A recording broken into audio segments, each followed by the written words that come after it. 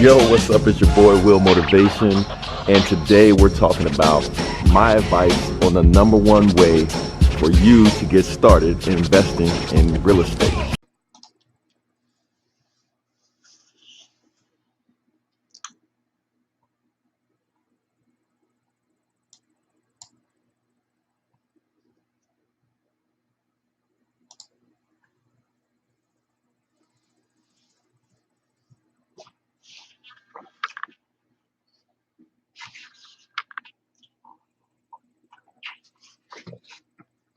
We're back. What's cracking? We're back, people. Go ahead and talk it out. Talk it out. Let me see. There we go. Test, test. Mic check, mic check. Mic check, mic check. All right. Let's test this chat out. Somebody type something for me. Yeah. Tito, what's up, Tito? Back in the house, man. Back in the house. Hey, Marksman. What's up, bro? So this is I'm using this new YouTube interface. It's nice. I can see the messages way better. It's like real clear. What's cracking, everybody? True Life, what's up, man? Welcome. We're gonna get into this real estate entrepreneurship talk real quick. Let's see if I can get some background music going. Subscriptions, library. Yeah, go ahead, Tito. Jamal, what's up, man? I appreciate that, dude. I'm working on it, man. I just been crazy busy. I'll tell y'all too what's going on with that. I've been doing these events or getting ready to do an event. Like I got an event next week. What's up, JB? $5,000 property in the hood. The hood. Depends on what you want to do with it, and what your appetite is for headaches. Like for me, I would maybe buy a $5,000 crib in the hood to sell it for $10,000. Okay, that's cool. But I would not want to buy a $5,000 property in the hood to rent it to some hood people. That's got a hood mentality that's going to be giving me headaches. I'm not up with that. How fluent am I in Spanish? Try me. I'm pretty fluent. I don't know how to gauge how fluent I am, but I could talk Spanish. I could say whatever I need to say. I've been speaking Spanish for a long time. What's the main difference between a real estate agent seller to a real estate runner? What do you mean by a real estate runner? Like just somebody who finds deals, like bird dog type of thing, like find deals and pitch them to people who might want to buy them? Is that what you mean by a real estate runner? Because a real estate agent is a officially licensed person that actually has gone to school and classes and passed tests to understand all of the laws involved in buying real estate. That's what a real estate agent is, and they know, or they're supposed to know how to carry a deal from start to finish legally. You know what I'm saying?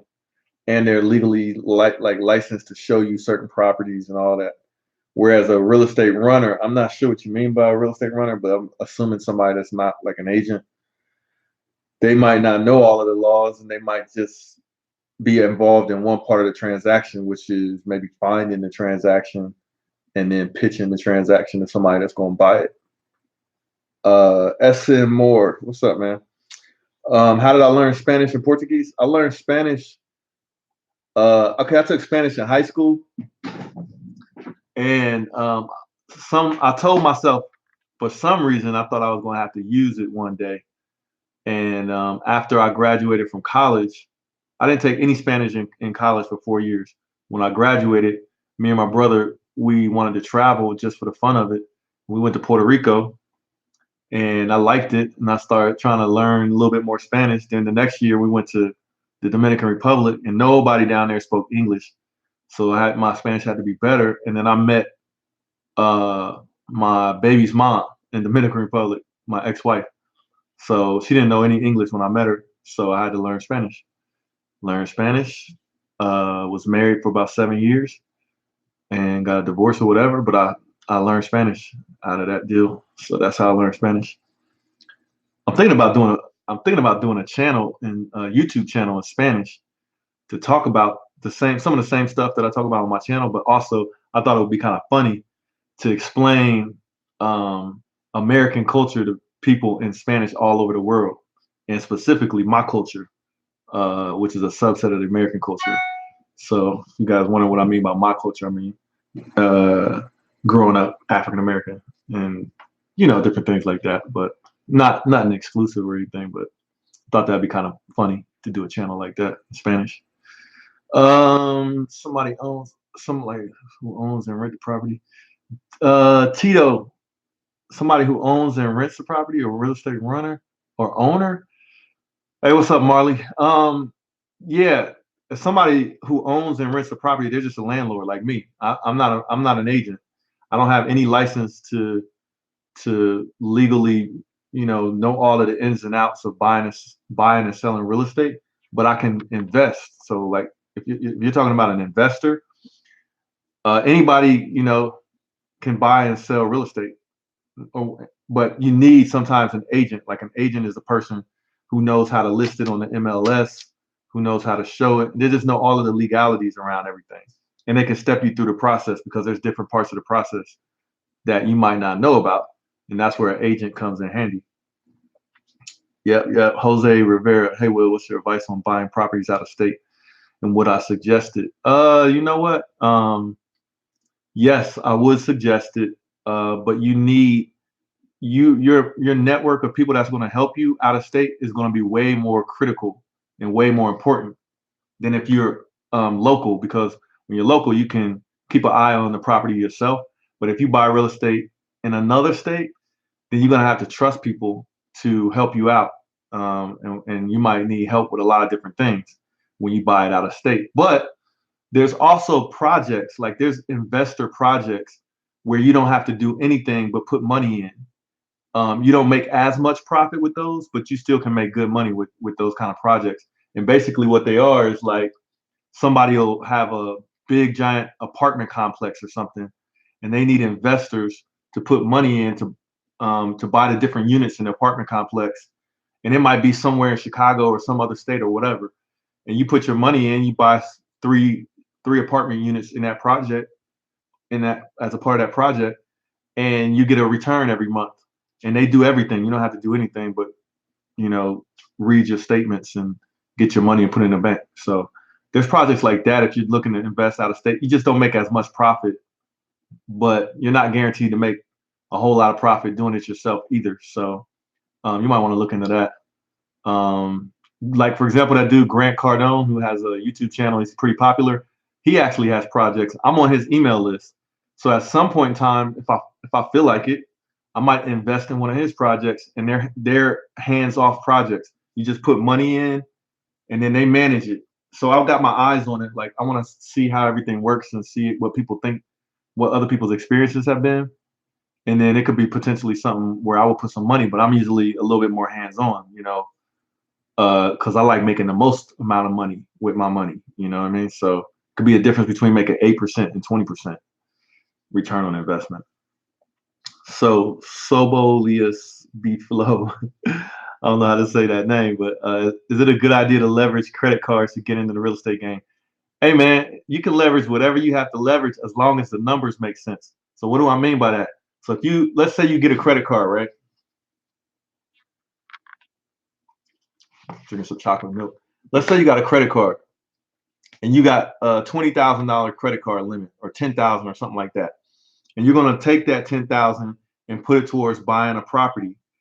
So you got to understand how long are you going to have that $10,000 of credit on that credit card like used up before you can pay it back? Because you're going to have to pay a super high interest rate on that credit card money.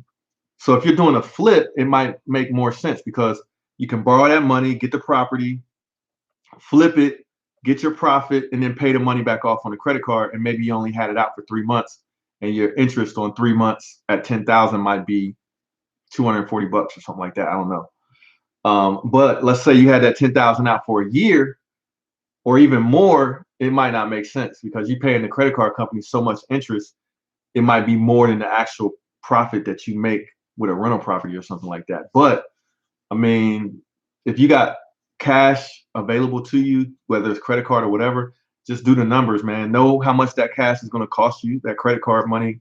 Know how much it's going to cost you every month, and take that into consideration and subtract it from how much you're going to make with whatever your real estate investment is.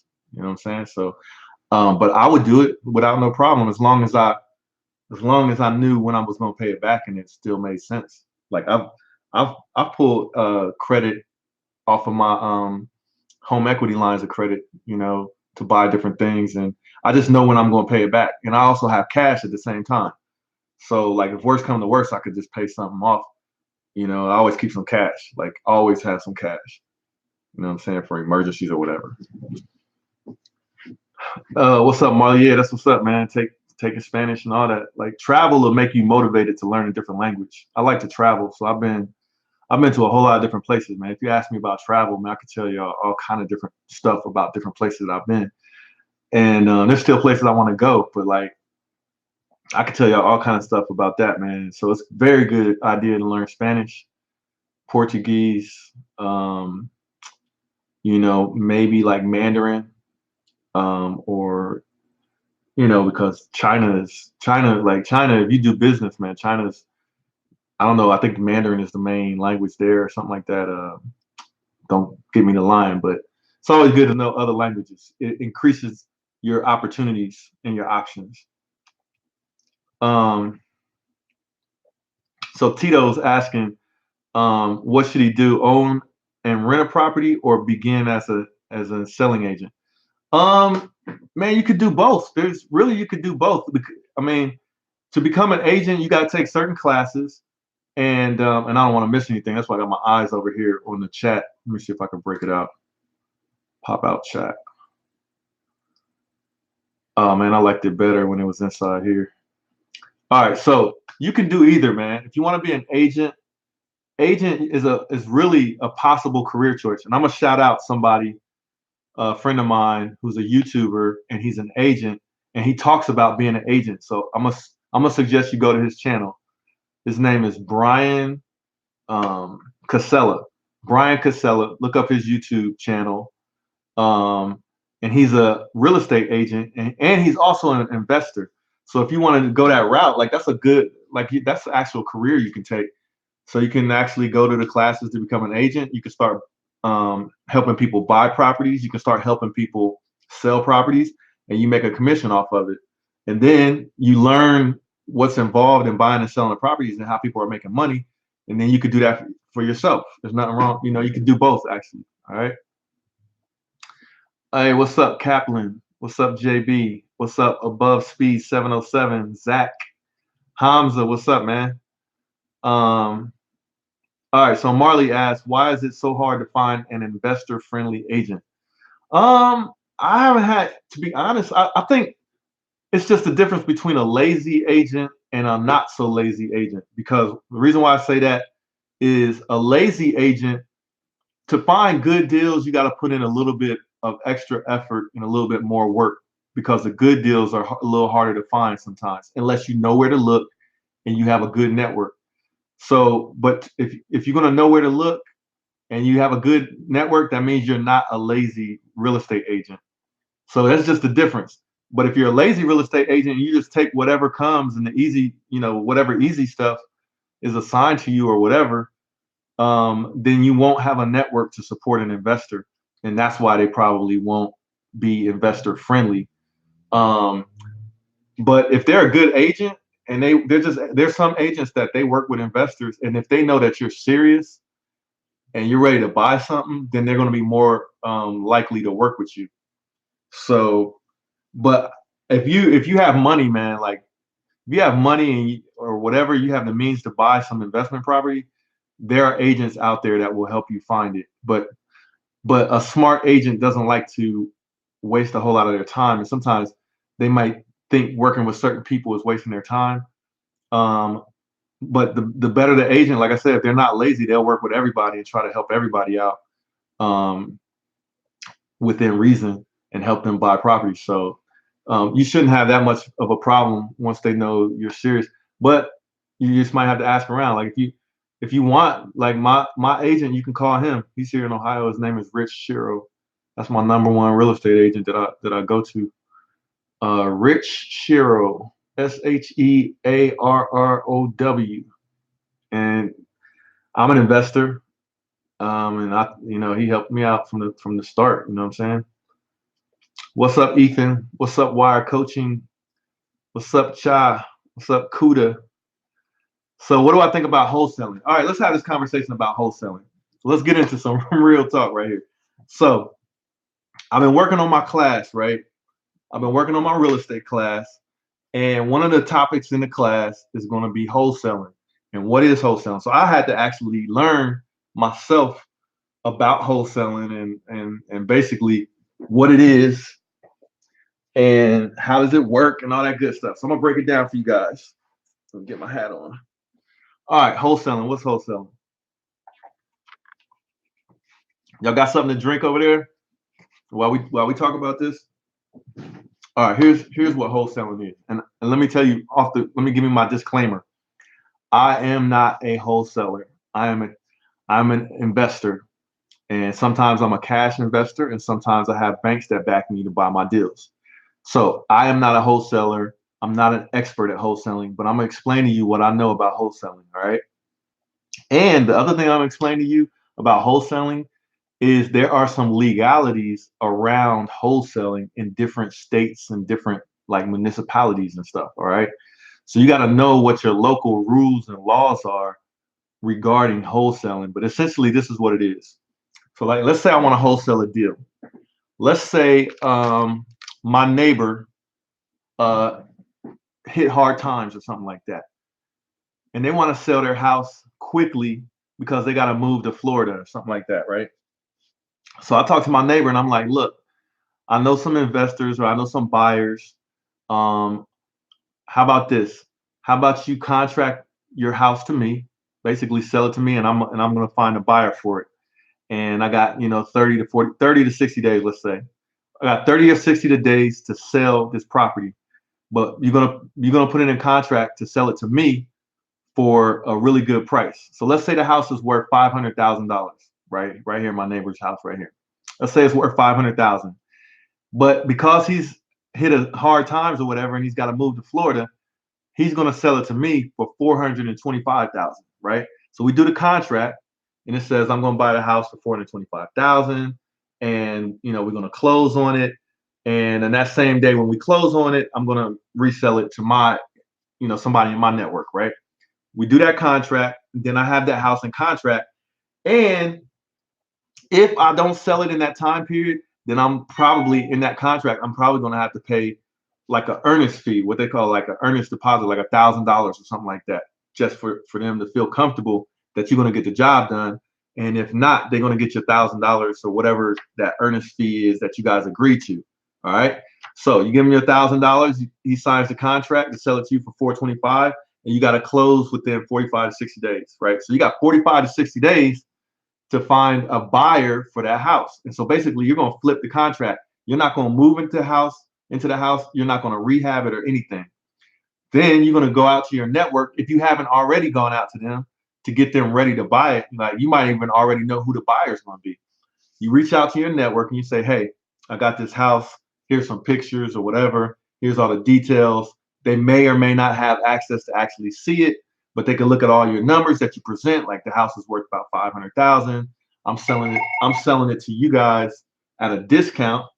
But so you got to build into what you're going to make off of it. So you're in contract for $425,000. and let's say you want to make 25,000 off of it. So you're going to sell it to an investor for 450,000. And the investor, once he buys it, he's going to try to sell it for 500,000. So he's going to try to make 50,000. All right. So you find an investor that wants to buy that house. Then you set up a closing date where you're going to close as the buyer of that first property, and then basically sell the contract to your investor who's going to pay you 450.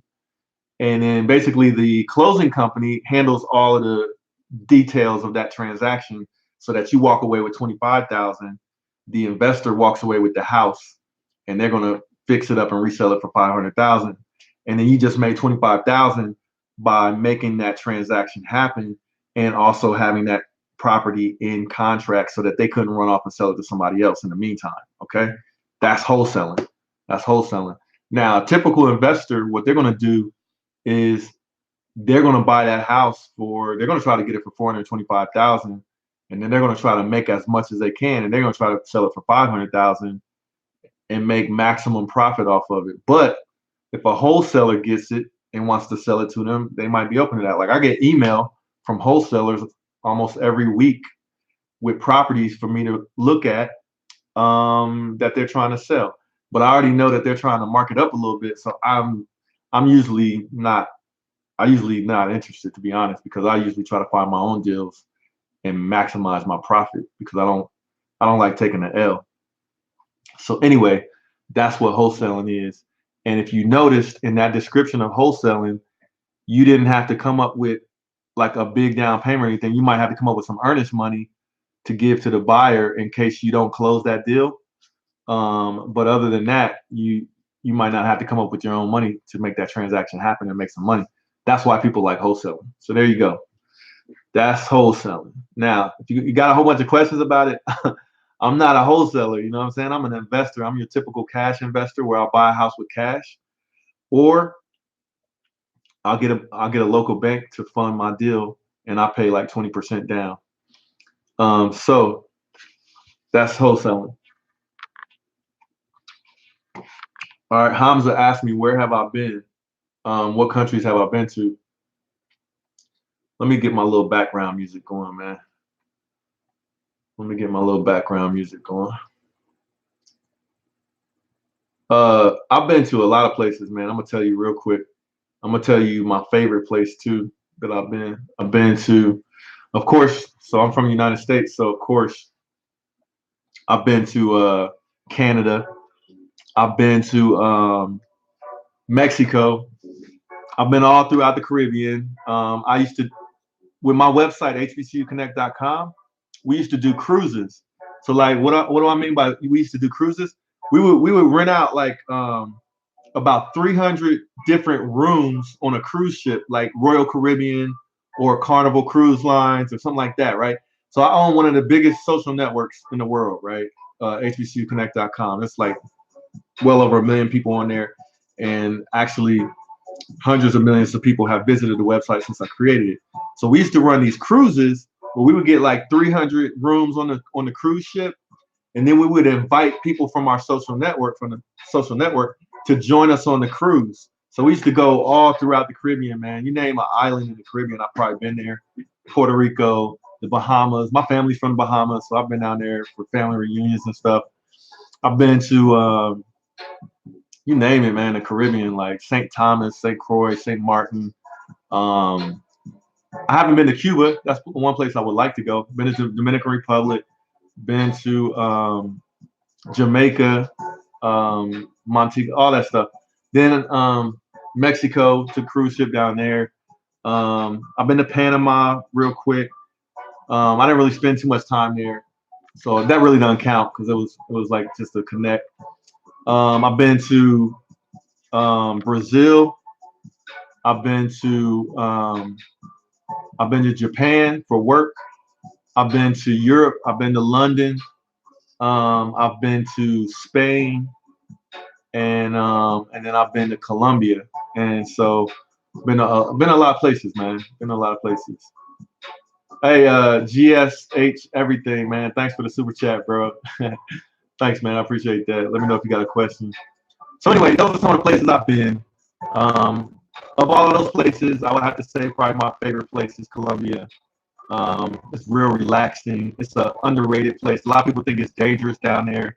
They think it's drug infested and all that. And I've been down there to different parts, man. I never had any problems, and people are nice and friendly. I got a brother that lives there in Colombia, and that's one of my favorite places. So anyway, the house is paid for. What is the ratio to take out against it to invest in the flip? Do you mean like a rehab? How much money should you pull out? If that's what you're asking, the minimum that you can get away with to make it nice so that you can flip it. I don't know if there's a set percentage because different houses have different prices and stuff, and different amount of rehab that has to be done. But you might have to restate that question because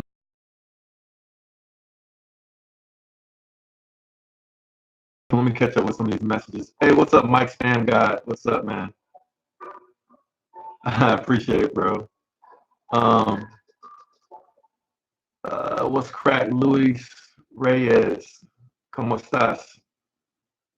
Um, so LD said, "Hey, Will, love your videos. I was wondering what a comfortable income is to own a Lamborghini." All right, what is a comfortable income for you to own a Lambo?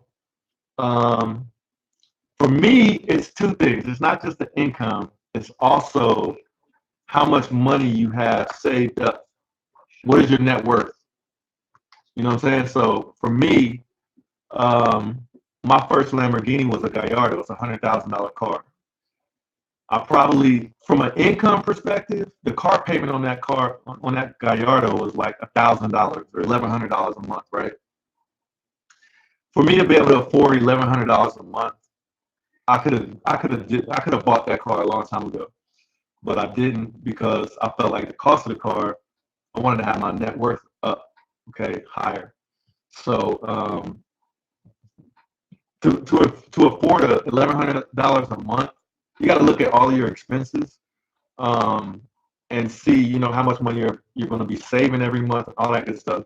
So for me, like to support $1,100 a month car payment, let's say you got a $2,000 a month mortgage, so that's $3,000. You got your expenses and stuff. That's another thousand. That's 4,000. Whatever, right? You got to have some money left over to play with. That's 5,000. Now, how much more money do you want to have coming in that you can put away into some kind of investment or savings, right? So I would say double that. So probably 10,000. So maybe like for a person like me, I want $10,000 a month after taxes coming in, where I can buy my toy car or whatever, pay my bills and stuff, and then still have some money left over to play with. But for me, I needed more than that. I needed, on top of the income, I also wanted to have investments because I don't want to be one of those people that owns a Lambo and I don't even own my house, or I don't even own one house. I didn't want that. That is, to me, that doesn't make sense. You got to have, first things first, have some type of investment so that you don't look stupid when your money is not right, and your income slows down, and then you got to get rid of the Lambo, and you don't even have a house or something. So for me, I wanted to have a whole bunch of real estate. So for me, I had, I got, before I bought my Lambo, I had over 20 properties, real estate properties before I got my Lambo. And my net worth was, good. I don't like to say what my net worth is because I don't want it to seem like I'm trying to show off or anything like that. So for some people it might be a little bit, some people might be a lot, but that's not even my point. My point is just be healthy, be financially healthy. And if you had to pay off the Lambo in cash, are you going to be hurt? Are you going to be struggling? If the answer is no, then you're probably okay. If the answer is yes, you're going to be hurt and struggling, then you probably not at the right. You probably don't got enough money saved up. Your net worth is probably not looking healthy. So you should have a lot of money saved and making you money. Like the money that I make off of real estate more than pays for all the cars and everything, all my expenses, just the real estate. And the real estate money is less than what my main company makes, okay? So all the money that I'm making from my main company, I don't even have to spend any of it on myself. I just reinvest it and pay my people. I don't have to take no money from that, right? So you just want to have your stuff together. And it took me some time to get my stuff to where it's like that, but I'm patient. I could have run out and bought a Lamborghini probably 10 years ago, but I didn't. I just took my time. So, everything within reason. All right. How can someone get real estate investing, no income, but have good credit? You could do wholesaling, which is what I just talked about. You got good credit, but no income. Usually banks like to see your income to trust you. You could use hard money. You could use a hard money lender. That's another option for you.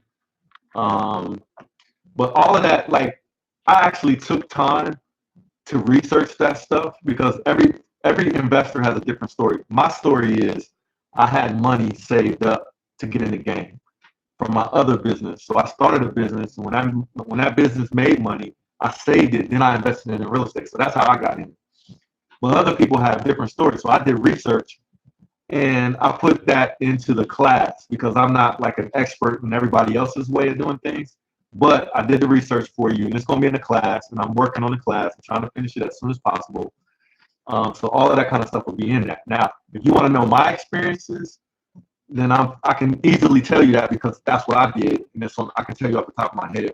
But some of the other stuff that I did research on, I've done videos, and I'm saving them to put into the class and share all of that information. Hey, I just wanted to say thanks for watching today's video. There's a lot more to come. Hit that like button for me and subscribe to my channel. A lot of you guys have been asking me about when is my online course going to be ready. Well, I have good news for you. My online course is completed.